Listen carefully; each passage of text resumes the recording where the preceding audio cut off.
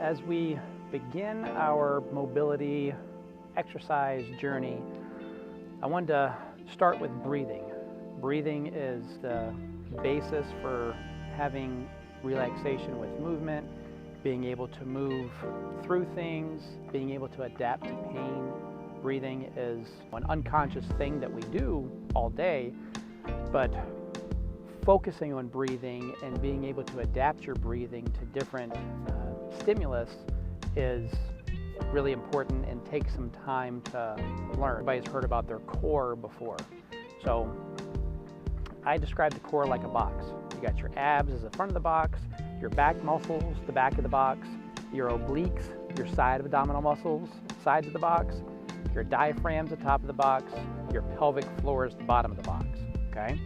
So you got this cube, everything has to work together. So if you think about, holding your breath to push, holding your breath when you sneeze, women that have had pelvic floor issues, guys and gals that have leaking whenever they cough or sneeze. As we age, that pelvic floor gets weaker. We have to train that, and a lot of times you coordinate that with breathing as a conscious effort to work with. So we'll get through, incorporating some of that with our specific mobility exercises, but in general, mobilizing your core is important to be able to stabilize later on whenever we start doing exercise. So I want everybody to put a hand on your chest and a hand on your belly and just take a couple big deep breaths in through the nose, out through the mouth. And as you do that, see which hand moves more, your chest hand or your belly hand. Big deep breath in through the nose, out through the mouth.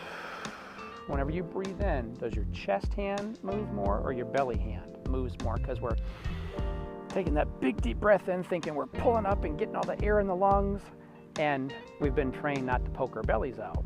Well, that's actually, you're using what we call accessory muscles to do that. You're kind of pulling up on your lungs. Now what I want you to do is that as you take that deep breath in through your nose, I want your belly hand to move more than your chest hand, okay?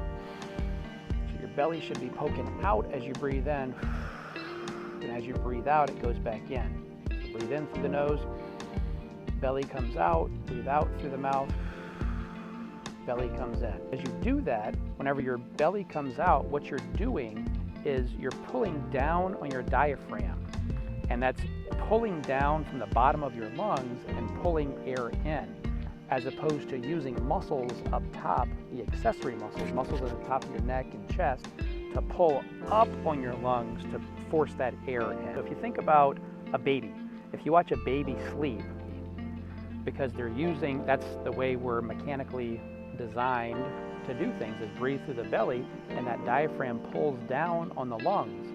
And as we age, and like I said, we're kind of trained and conditioned to not let our bellies poke out, and you got to keep that belly sucked in, and end up using these other muscles. In order to mobilize everything the right way, you want to use that breathing pattern. So hand on the chest, hand on the belly. You can do this sitting, standing, laying down, whatever works for you, and work on breathing and working through breathing in through the nose and poking that belly out, and breathing out through the mouth and bringing that belly in. Just nice and easy, back and forth. And then the more you do that, we'll get into coordinating that breathing whenever we work on the thoracic spine and the lumbar spine and the neck, and coordinating that breathing with that. So the more you can get in the habit of that, the better. So just general breathing. First mobility exercise is breathing, mobilizing that diaphragm to help work the lungs, the ribs better. So give that one a try, then we'll talk about some other ones. All right? Thanks, y'all.